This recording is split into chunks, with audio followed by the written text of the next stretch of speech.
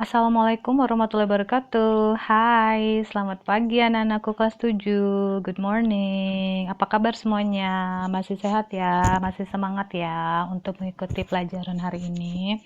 Ketemu lagi sama Miss Uji di pelajaran prakarya. Ini minggu kedua kita untuk mempelajari bab 1 tentang kerajinan serat ya. Kemarin kita sudah bahas tentang kerajinan serat, bahan serat yang berasal dari tumbuhan. Nah, untuk kali ini kita akan bahas tentang kerajinan bahan serat dari hewan ya. Jadi di akhir sesi nanti, di akhir pembelajaran nanti, kalian diharapkan sudah mengetahui serat-serat dari hewan itu apa.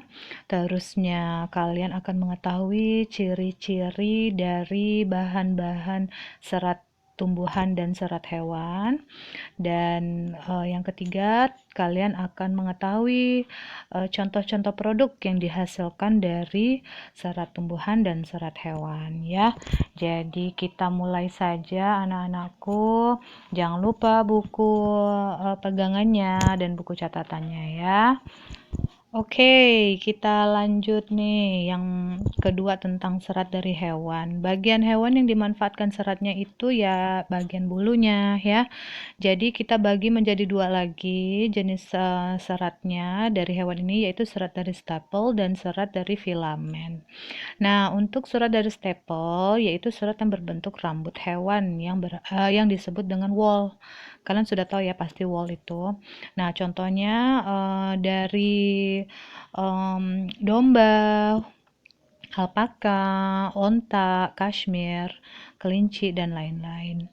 Nah, di sini ada contoh hewannya. Kalian juga bisa simak atau cari di Google ya, wool-wool yang berasal dari hewan-hewan ini.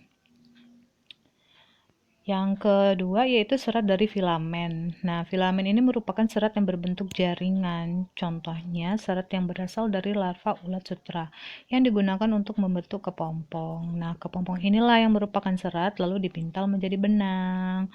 Kalian bisa lihat contohnya di sini, ulat sutranya membentuk serat yang berbentuk kepompong. Sekarang kita lihat dulu yuk karakteristik atau ciri-ciri dari bahan serat alam. Nah, yang pertama ini bahan serat dari kapas atau yang dari tumbuhan ya. Kita lihat ciri-cirinya.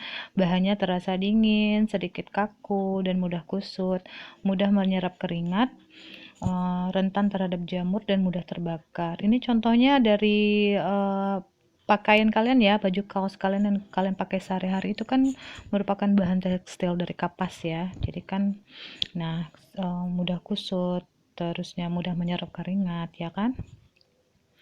Selanjutnya yang kedua yaitu serat dari sutra, ciri-cirinya. Nah, kalau kalian mungkin ada di rumah kerudung atau shawl yang berasal dari sutra, nah kalian bisa lihat ciri-ciri dari kain tersebut: berkilau, sangat bagus dan lembut ya kan, tidak mudah kusut, tahan terhadap sinar matahari, tidak mudah berjamur tapi mudah terbakar ya. Untuk yang ketiga, serat dari wool, ciri-cirinya kalian tadi tahu ya, serat dari wool kan dari bulu domba atau bulu unta. Nah, ciri-cirinya agak kuat, tidak berkilau, elastisitas tinggi, dan merupakan penahan panas yang baik. Ini bisa kalian rasakan dari pakaian baju hangat kalian ya, atau sweater yang kalian pakai misalnya lagi musim hujan kan, itu untuk menghangatkan badan kamu. Nah, jadi dia kan agak kuat dan penahan panas yang baik, menghangatkan badan kamu ya. Itu kan terbuat dari wool. Oke, jadi nanti kalau misalnya di akhir sesi kalian meringkas, nah kalian catat ya ini ya. Tidak perlu semua, yang penting kalian catat beberapa poin aja untuk kalian ingat dan kalian pahami ya. Oke, yang terakhir kita lihat produk kerajinan bahan serat. Di sini ada beberapa contoh yang Miss kasih. Untuk produk kerajinan dari serat tumbuhan, kalian bisa lihat ada keranjang, ada bakul, ada tas, ya kan? Ada tas jinjing. Ini semua produk kerajinan dari serat tumbuhan. Ada yang dari serat pelepah pisang, dari serat enceng gondok, serat daun pandan berduri. Kemarin kita sudah pernah lihat ya, dan ini contoh produk yang bisa kita hasilkan dari serat-serat tersebut. Untuk bagian yang bawah ini produk kerajinan serat dari hewan. Tadi kan ada yang dari ulat sutra, ada yang dari wool hewan, kelinci atau domba dan sebagainya. Nah, bisa dibikin rompi, bisa dijahit menjadi rompi atau shawl ya, seperti ini.